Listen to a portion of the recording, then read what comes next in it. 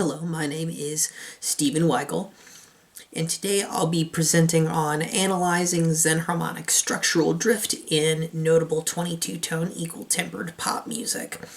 For this presentation, I tried to listen to 22-tone equal-tempered pop music that I thought would be able to have some drifting on its own in such a way that was more significant than using a microtonal scale or just having notes that were mismatching with 12-tone equal temperament.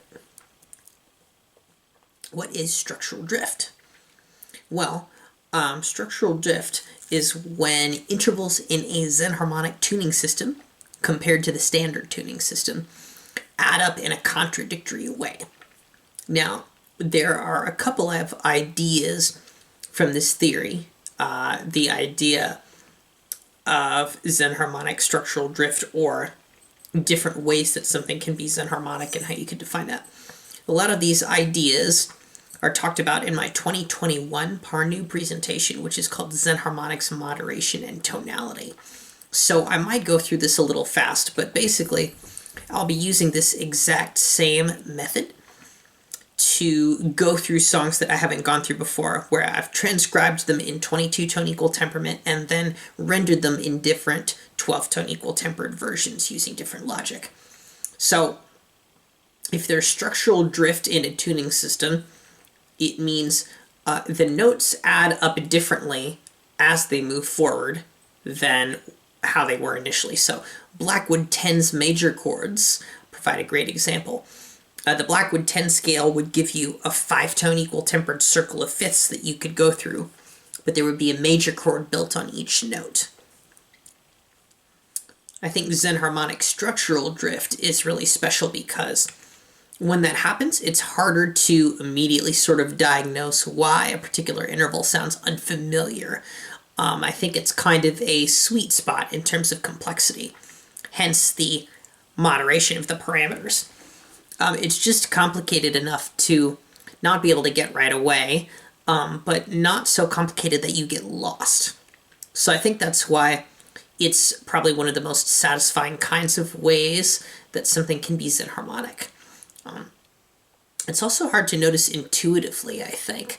I think it's probably easier to notice certain characteristics of the intervals that would associate it with a particular tuning. For example, oh, this fifth sounds slightly sharp, so it might be 22-tone equal temperament, using logic like that. But using that sort of hearing to see if a song has xenharmonic structural drift or not, I think is harder because you have to be really keeping track of the chord progressions more. It's kind of like comma pumps in that way. And this theory and comma pumps, could completely merge. I just haven't bothered to see which commas were pumped by these particular things because it might be different based on each interpretation. The thing about diagnosing xenharmonic structural drift is it also involves a fair bit of subjectivity.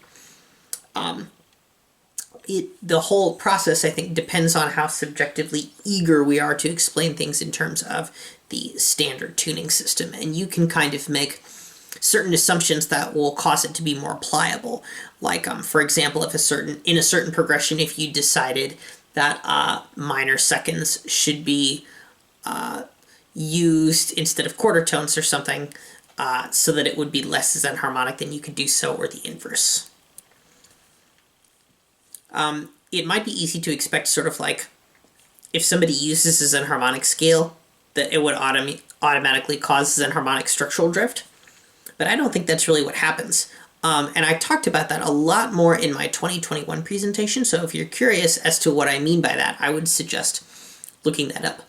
Chord progressions that sound like a parody of 12-tone equal tempered progressions, they need to have qualities, I think, that sound somewhat triadic, just because microtonal music tends to lean into this or eschew it.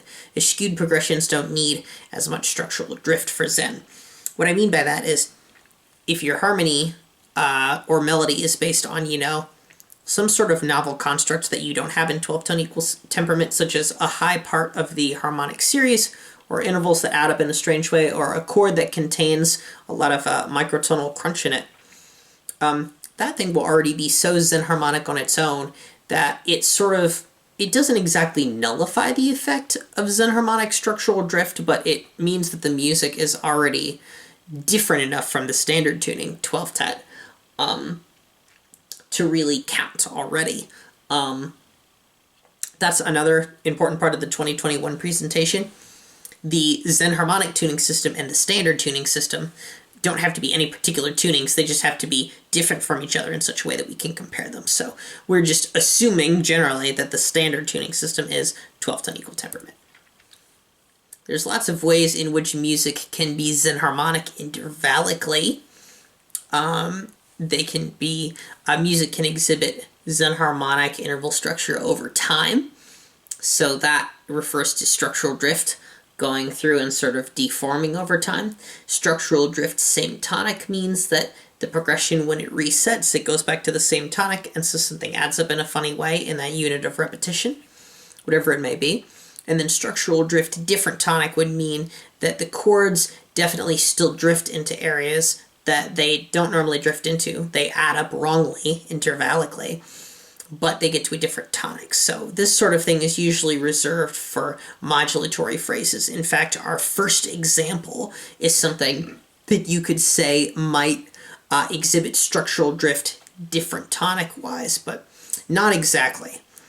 Then there's local, adjacent, or near adjacent. That just means that if you have a note and you hear how close it is to the standard tuning, that's the act that you're doing. So notes that are in slot within around a J and D might just be barely noticeable, or you might be guessing. In slot noticeably flat or sharp means that there's something that you really do notice about the note that that draws you, but that it still sounds like it has the character of the note it's imitating. And then out of slot means that the note has officially become a different thing. It approaches a pitch class in 2 times the EDO. 24 tone equal temperament is highly xenharmonic in the local sense because it's as out of slot as you can be, right? Half the equal temperament, but it's very, very un-xenharmonic in a structural drift-based sense because you can't cause the structure to drift from 12 in any real significant way other than just going in the crack. So that's what I mean by these two different things, because they're two different real phenomena that are competing in the space for xenharmonic labels and xenharmonic identity. Each of these categories is fluid and used for basic phenomena. So there might be situations where something that exhibits structural drift does so because of how things are in or out of slot with particular notes in a local way, or vice versa. And the ideas, of course, also work in combination with each other, something we'll explore later. In fact, in one of my analyses, I mistook one for the other. The second song that we'll look at, whether a particular progression counts as being from one of these categories depends on which intervals are salient to the listener and constitute melodic/harmonic constructs, and or the contextual functions of the music. Again, I'll mention that there's a fair amount of subjective bias that happens when one listens to a chord progression and tries to figure out what's xenharmonic about it, because they're hearing certain intervals will jump out at them more than others, and they'll think about those intervals more. And that's a good thing, I think, because when you're playing chord progressions, that's kind of what you're doing to think of chords quickly. You don't actually think of all the relationships. I mean, you could know about all of them and you could have a deep knowledge of them, but you try and get the surface level thing to jump in, basically. So let's talk about tonic comparisons versus adjacent comparisons. So if we're comparing something, if we're using a tonic-based comparison, that means that when we are comparing xenharmonic notes and relating them to a standard tuning, which will be 12 tet for us, we compare each successive note to a single tonic note. So I will use 5 tet as an example. It's a very good example. If you have a 5 tet circle of fifths, C, G, D, A, E, well, the fact that you have gone to E is an adjacent comparison because you're comparing C, then to G, to D to A to E. You're comparing the notes that are all next to each other to get to E. So calling it E, that's an adjacent comparison. But by the time you get to that E, it's so sharp that it's become a perfect fourth comparatively. So if you were to call it F and compare it to that first note, C to F, that is a tonic comparison. So now you understand the difference between the two comparisons. Adjacent happens over time, and then tonic is right there. So xenharmonic drift has happened when there is a contradiction between adjacent comparison and tonic comparison. So tonic comparisons reference the pitch center and always point back home. We compare each new pitch to the tonic in terms of the standard tuning. Secondary tonics are a good future idea, like little pockets of measures that sort of have a different tonic than what's been going on. And then adjacent comparisons reference the surrounding melody and are as you go. So pointing back to home and as you go. We compare each new pitch to the note before it in terms of the standard tuning. Ranked comparisons to notes based on how close they are to the current note is another good future idea. So since this is so non-rigorous and subjective, a more advanced comparison system would be able to get all of the intervals of the piece together in some way and sort of figure out how to compare it in a way that's more intelligent than doing it note by note or just single tonic by single tonic. It would be able to examine degrees of that are in between that humans might not be aware of. Like I think a nuanced adjacent comparison wouldn't just compare notes that are next to each other, but would also compare like notes that are second most next to that note and give it like a slightly less degree of impact, and so on and so forth. But I wouldn't know what form exactly that should take. But it would be a crucial part of sort of figuring out which things are xenharmonic if you're comparing two tuning systems that way. There's some ambiguity in decision making in 22 tone equal temperament. Some of the approximations are really close to 24 TET intervals, like the up fourth or the 11th harmonic. If encouraging multiple interpretations of xenharmonic structural drift, one could flip the approximation to the next closest semitone. So what I mean by that is that you could say that a fourth and an up fourth, if you have both of those in 22 tone equal temperament and they're both close to the perfect fourth, you could count an up fourth as a tritone in a situation where you deliberately wanted it to pass as one, even though technically, approximation-wise, an up fourth is still closer to a fourth, just like a fourth is. So 22 has lots of these intervals that double as various things, and I was finding that when I was analyzing the songs that we're going to get into and looking at their xenharmonic drift, the fact that 22 tones intervals became so normalized was really a source of my disappointment in the fact that there wasn't more drifting. I would find that there would almost be a drift, and then there would be some 22 TET interval like an up fourth that would count as a fourth that would snap it back to being in its normal sequence. Deciding which chord counts as tonic is ambiguous in some cases, and this is true for both shorter and longer constructs.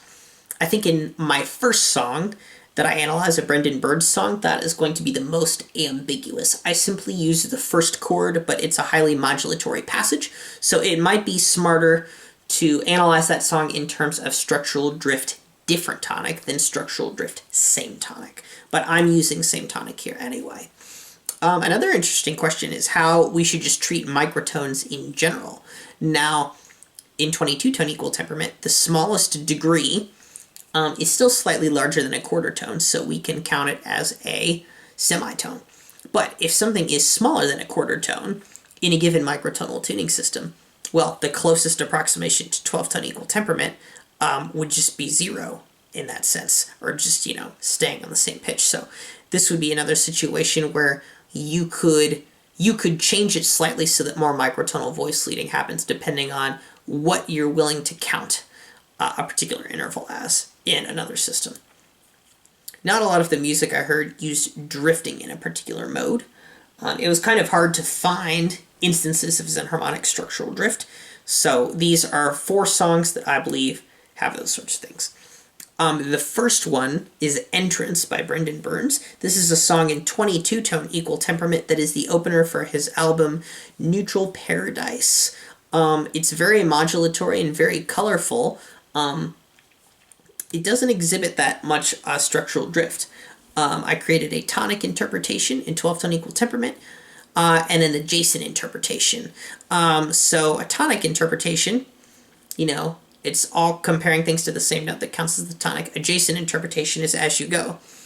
But, you can approach that from different angles. So the two angles I've done here are, well, if you have a tonic interpretation in the melody, it means you compare each note to the melody back to a single tonic and then write its 12-tone equivalent. And then the same can be true for chord roots. So like if you move, D, G, A up, A, in 12th TET that would be, if D is the tonic, D, G, B flat A, just because A up is slightly closer to a minor sixth. So, that's what I did, is I did it using the melody and using the chord roots, so there's sort of 4 different methods here. This progression doesn't exhibit xenharmonic drift almost at all compared to the original chord. Both 22-tone equal temperament and 12th TET progressions end a diatonic semitone higher. So in 12-tone equal temperament, we start on a D chord, and then go through the progression, and we end on an E flat chord. In 22-tone equal temperament, we start on a D chord, we go through the progression, and we still end on an E flat chord. But of course, the D and the E flat chord that are signposts in this song also have the up 4th or 11th harmonic in them. So, of course, that is a xenharmonic local element that is almost completely out of slot. There are some moments where the interpretations do disagree midway through the progression, even though it doesn't actually drift, sort of the closer we get to the end. You can also look at the microtonal voice leading in this song. There's lots of instances where we have like sliding degrees by 1 that are very exciting. I didn't really take a super long look at this just because it would introduce some additional complications. But in addition to giving tonic and adjacent interpretations using melody and chord roots, I also tried to create like a best fit progression in some of these instances where like I take the things that I've learned from both interpretations and try and combine it into the thing in 12th TET that I think sounds most like the xenharmonic chord progression. And then sometimes I'll take another one and try and drift it as much as possible based on what is allowed in these interpretations. So, first, let's take a listen to Entrance.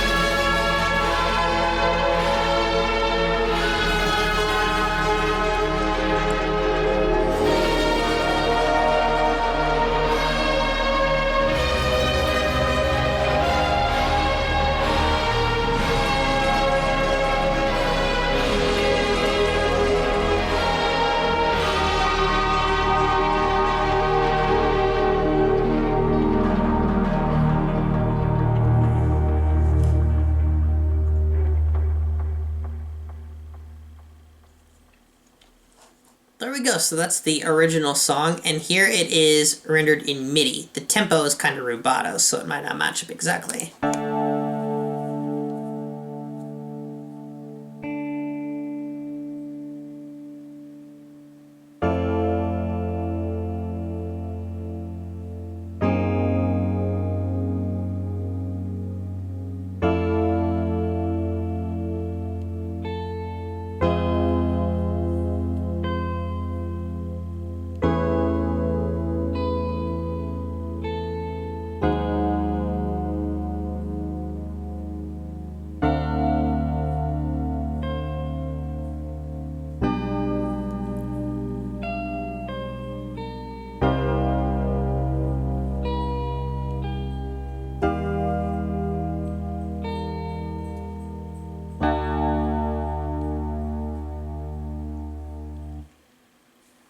Okay, so I transcribed that, and now here are the interpretations. The 12th unequal temperament adjacent interpretation. That's how, here's how this one sounds like.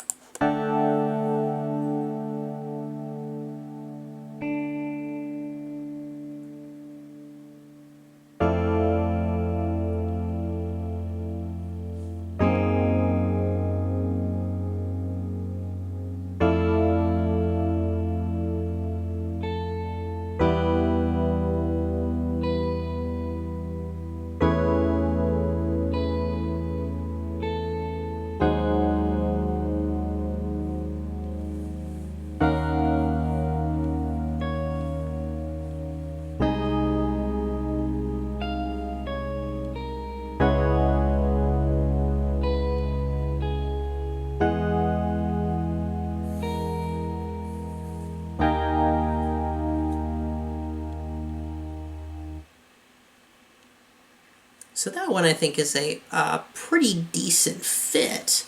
Might be one of the best fits that comes from those straight interpretations. By the way, for the tonic comparisons, I am comparing everything to the first D chord.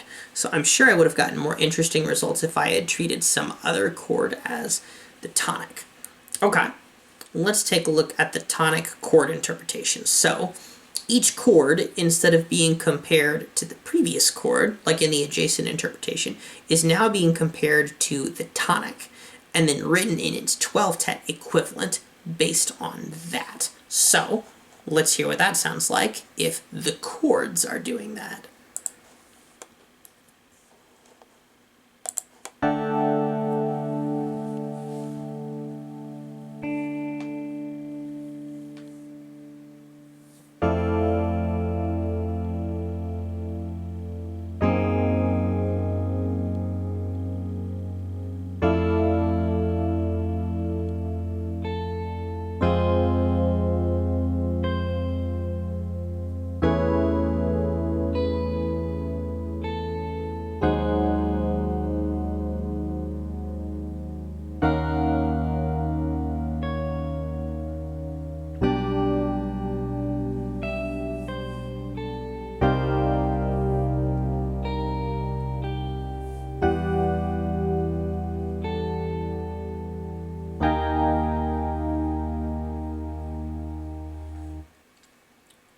There are a few changes. I needed to change the quality of the penultimate chord to be minor, so that when that melody note held over, the break in the chain there didn't sound like it was unintentional. You also will notice the farther out we get, the more the chords sort of stray from a flatty area. You can see at bar 10 there's a G with a B in the bass, and then a C minor 7, whereas before we had an A flat with a C in the bass and a D flat minor chord. We also have an F minor 7 chord at bar 6, which was an E minor 7 before in the adjacent interpretation. Basically, there's a compromise that has to be struck between an ascending tritone in the melody being a seventh to something and voice leading moving from one note to the other in the bass. Okay, this is the adjacent melody interpretation.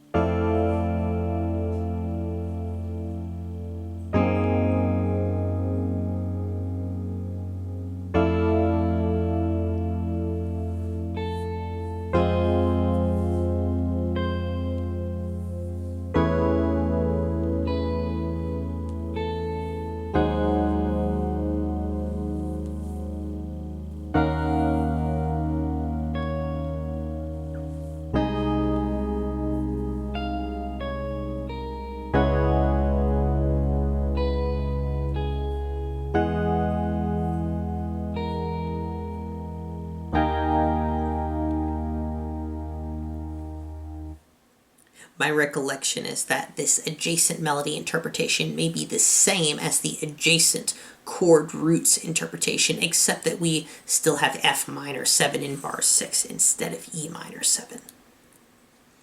Okay, here is the tonic melody interpretation.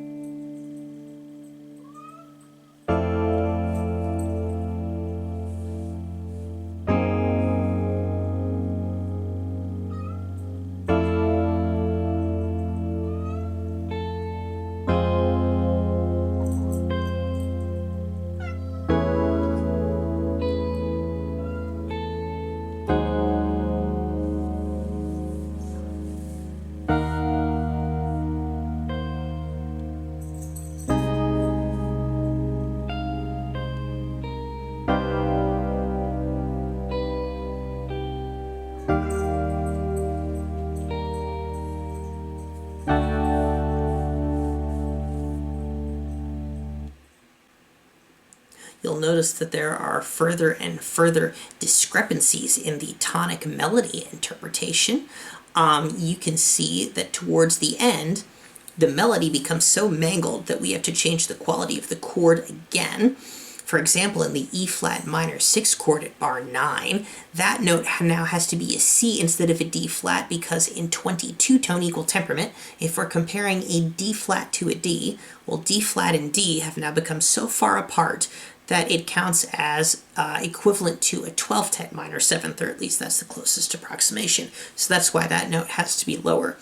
The same sort of thing is true for the note on beat 3 in bar 11, which is normally, I believe, a C flat up in a D flat minor chord, but now we have a B natural instead. So that means that we have to change that chord quality similarly to before the other tonic interpretation. So now I see that something drifted down enough that we were able to get D in the last bar because of how we compared this. Because G flat down in an E flat chord is like a super major third in 22 tone equal temperament, and that's closest to the major third in 12th TET, meaning that it would be rendered as an F sharp if we're comparing it to D constantly, right? So I decided to combine both parts of these interpretations and break the chain in a strategic way so that I have made this progression drift down a semitone in 12 tone equal temperament compared to its 22 tone equal tempered version. Take a listen.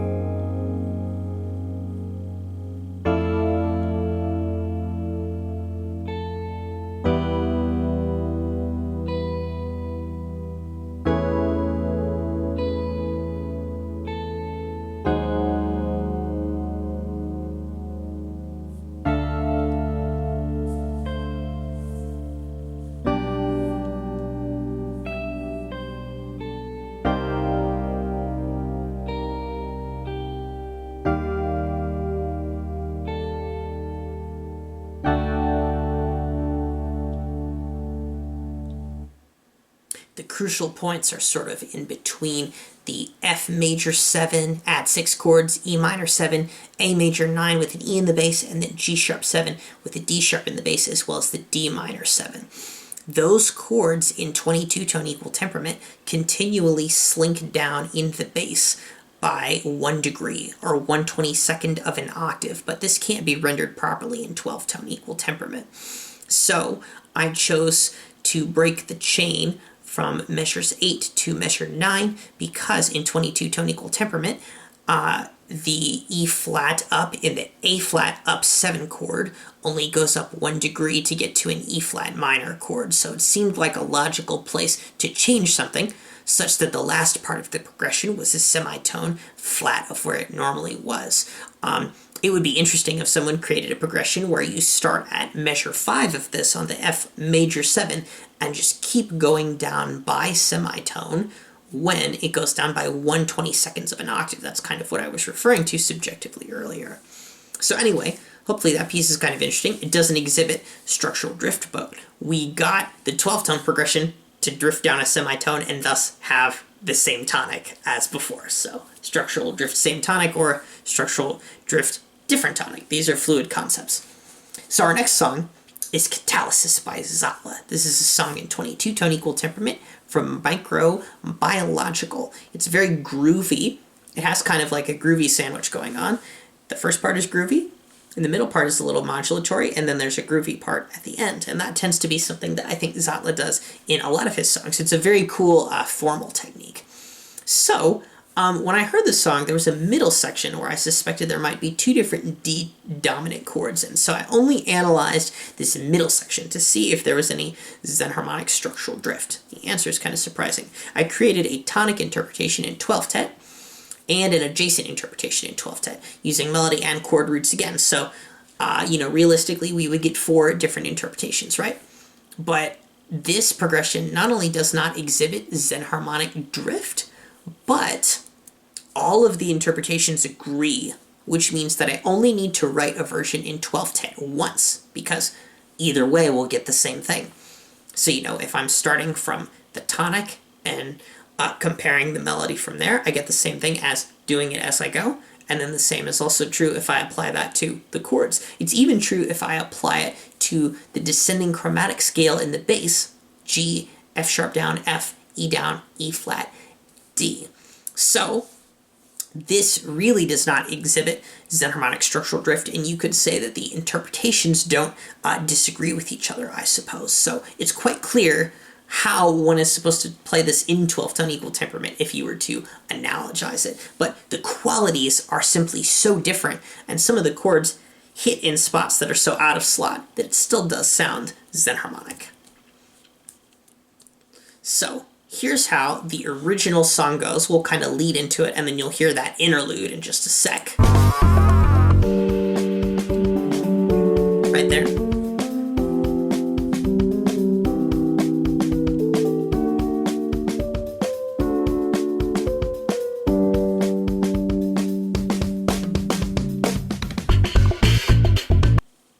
Yeah, so there we go. That's the interlude section. Now here's what it sounds like in MIDI.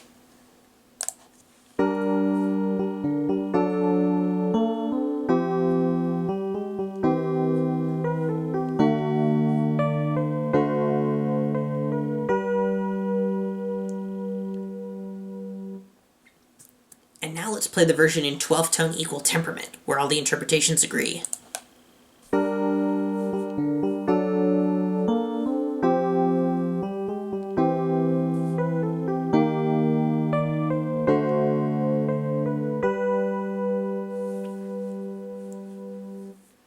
It's strange, isn't it, how those match up. There's several little wonky intervals that are different in 22 TET, but they all smooth out in 12 TET. The biggest unexpected finding from this, I think, was learning how to spell. It's kind of expected that these don't exhibit as much structural drift as I might have thought because of what I mentioned earlier about how various pairs of 22 TET intervals that are right next to each other that seem, where one seems like, more xenharmonic than the other, they'll just analogize or approximate to the same 12th TET interval. And so a lot of stuff, I think, gets smoothed out easily if you're not consciously trying to write in a way that exhibits xenharmonic drift.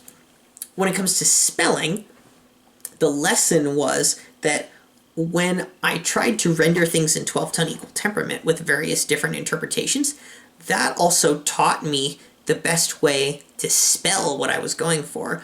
And when I tried to write it in 22 tone equal temperament initially, I would spell it in a way that was slightly more inconvenient. So I think this sort of analysis could be a good tool for finding out the good spelling of a chord if you're having a question about it. So when analyzing entrance, there's this chord that I would spell as sort of a B flat down chord, which can be spelled as an A chord. I spelled it as B flat down because we were in flatty territory and because the seconds in there line up nicely if I do it that way. But really, if you're playing it in 12th tone equal temperament, you'd want to see A instead, because otherwise you'd have to think about B double flat. So it all depends on the tuning system you're comparing it to. I also initially spelled that secondary D chord that I noticed that I thought made it xenharmonic as D up because I thought it sounded like D, but you really should just spell it as E flat. There's no reason not to, logistically. So let me go ahead and compare how these look on the page for you. So here's entrance.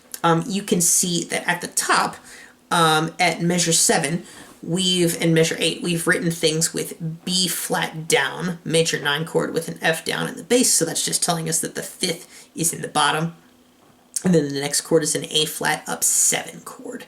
So, that's a lot harder to spell in 12th TET if you keep it in that flatty realm. But if you move to the bottom, you'll see that at measures 7 and 8, we've spelled it as A major 9 and G sharp down 7. So, A is easy to spell in 12th tone equal temperament, so that's a good reason to have that. And if we move to G sharp down, it kind of keeps the melody intact for that small portion, and then it also breaks the chain. And what I mean by that is, you can see that the A flat up 7 chord at bar 8 and the top line, it goes to E flat minor. Well, E flat up goes down to E flat. So this shift by a degree of 22 isn't really all that well represented if you have flats going on. But if you have sharps going to flats, that kind of represents more of a jarring key change visually on the page. Unfortunately, the biggest drawback of that, the bottom line that is that if you go from G sharp down 7 to E flat, it means that the melody's second kind of gets lost and it looks like a third instead, which is less desirable than the A flat up 7. So, pros and cons. The pro of writing it in the flatty way is you get some melodic stuff working out and you stay flatty. And the pro of writing it with A is it's more like it would be in 12th tone equal temperament and you visually break a chain. Then this other one here, E flat gives us more of its role in the key and preserves the spelling of melody notes in G. Otherwise, you can see if I write bar 5 as a D up chord, I have to put in C sharp up and C natural, whereas it's much easier to just pretend like things are in various modalities of G. Our next song will be Gleam by Sevish. This is one of the more famous pop songs in 22-tone equal temperament. I've played a cover of it as well, so I know the chords. It's from his album Harmony Hacker, which features a lot of creative 22-tone usage. I really want to say a big thank you to Lumi Music and Theory, the YouTube channel. Lumi's done some great stuff, and I really appreciate the transcription they put out, because it allowed me to check my work and mostly confirmed, certain suspicions I had or didn't have.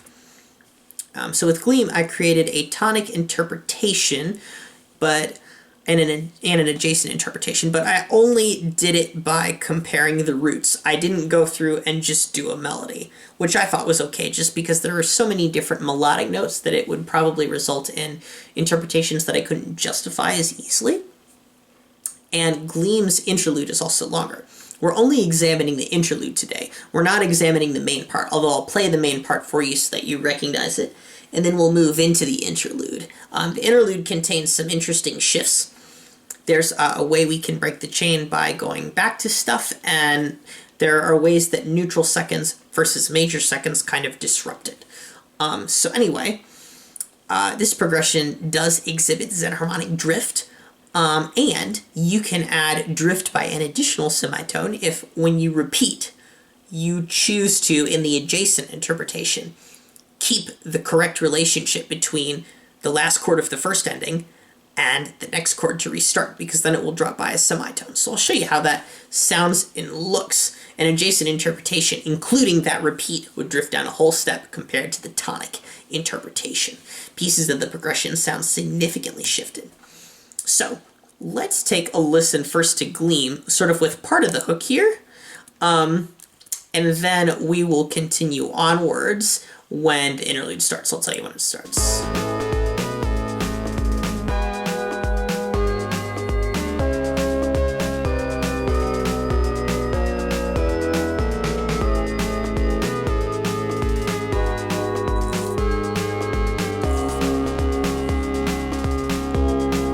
Here's the interlude.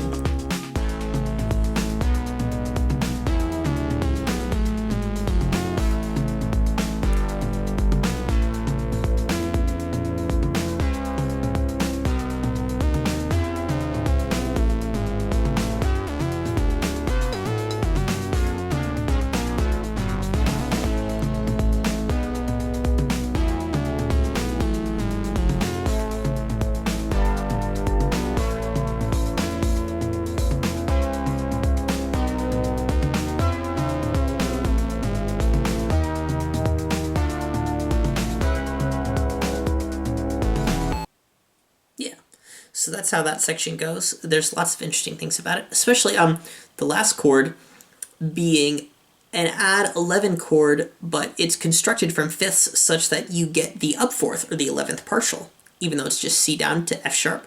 The F sharp is being constructed from the other fifths, from the minor third and then the seventh. So that's pretty neat. There's C sharp down a lot. That's a really important relationship to A, having chords that are a major third away from it. So I think it's quite fair to assume that A is the tonic in this. So let's check out the adjacent interpretation. The adjacent interpretation, of course, will always drift more compared to the tonic version, since the tonic version is always just anchored around the tonic, but the adjacent version is free to move around. So let's take a listen.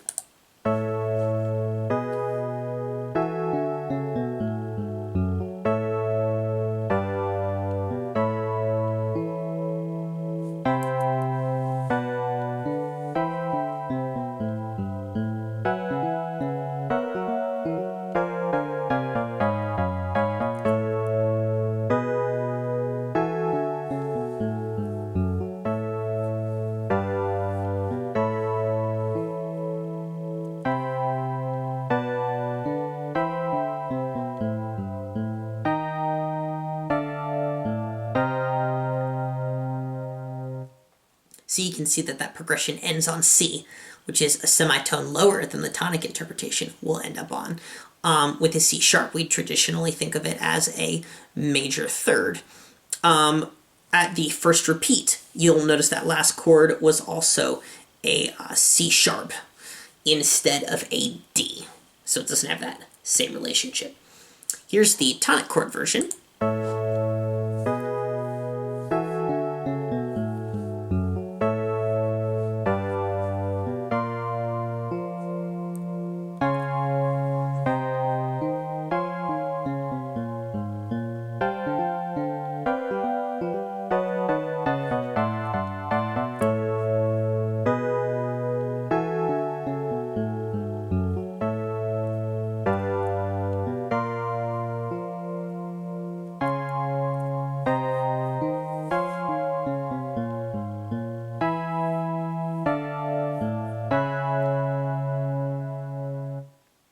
You might notice that in this progression there was more of a raise. You see here at bar 7 it goes up to a B flat chord instead of an A chord. That's because in the 22 TET version, bar 5 is A, bar 6 is G up, and then bar 7 is A up. So it's shifted up 1/22 of an octave. So in this version, we have to preserve that shift. But in the adjacent version, that shift goes away because both the 22 TET 4 degree step, like the major second, and the 3 degree step, the neutral second, both of them would just nullify to a major second in 12th tone equal temperament. So it just goes back and forth and gets rid of that nuance. So here's kind of my best fit version. This is a version that I think works the best and does not have any drift and ends up on C sharp. It still lets you shift up at bar 7 so you can hear that brightness, but it also gets rid of some of the other trappings.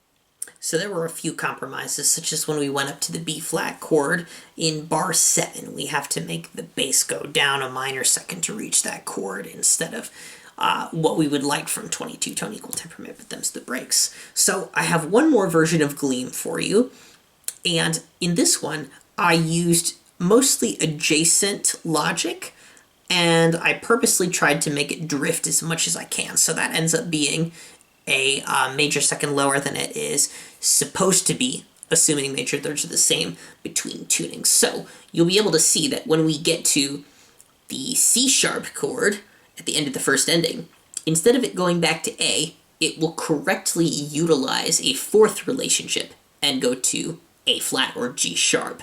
And then it will have gone down a minor second at the repeat, and then we can use the adjacent interpretation to continually go lower. So here's how that sounds.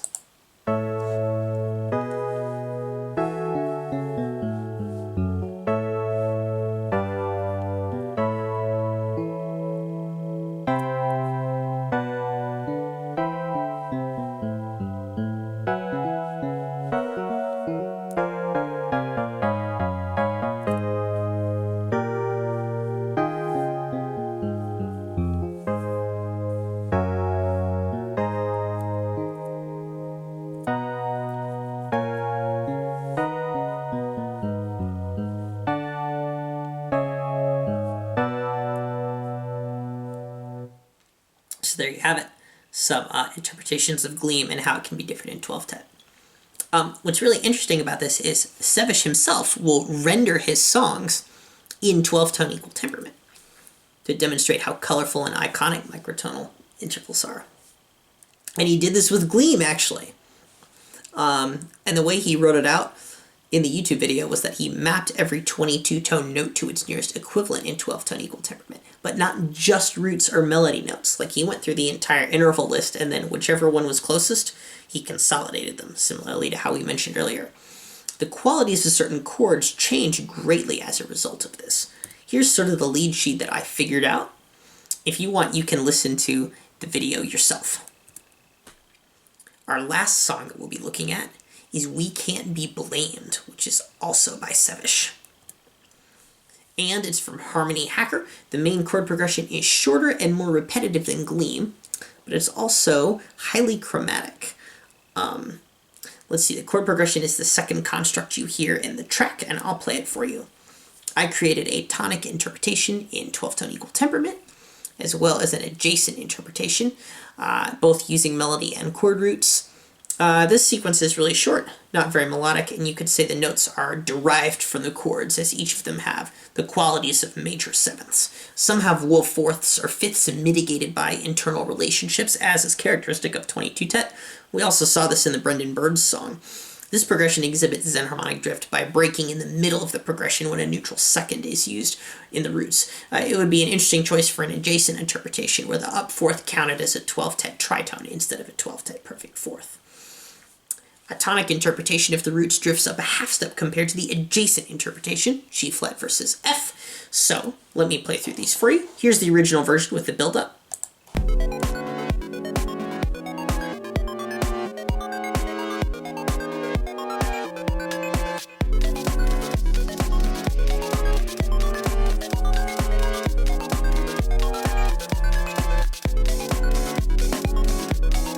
So you can hear the chord progression there. Here's the MIDI version.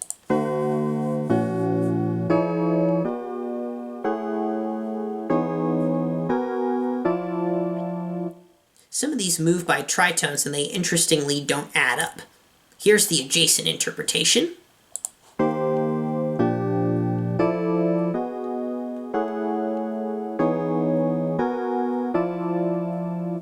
Sounds pretty similar. Here's the tonic chord interpretation. We had the adjacent chord interpretation just now. You'll notice that there's a B flat major 7 in bar 2 instead.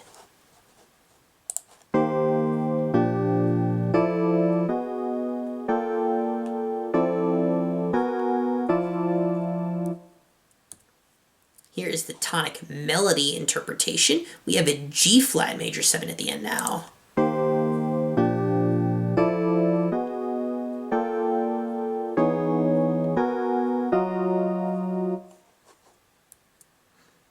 Now, here's something else I wanted to do with this one, now that I've exhausted the interpretations. Oh, the reason we consolidated the adjacent interpretations on that one, by the way, is because the adjacent melody interpretation and the adjacent chord interpretation are the same.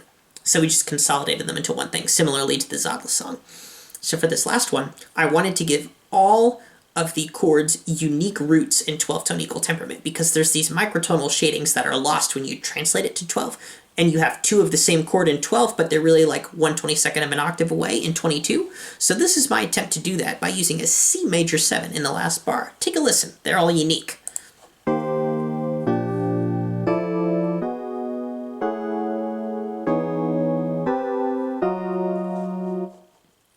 So anyway, those all have a different spin on them, and I think they're fairly interesting. Well, thanks so much. Those are the 4 songs that I transcribed in 22-tone equal temperament and converted into 12 for the sake of interpretation. I'd like to thank you for inviting me to this conference, and feel free to ask any questions you might have. Thanks.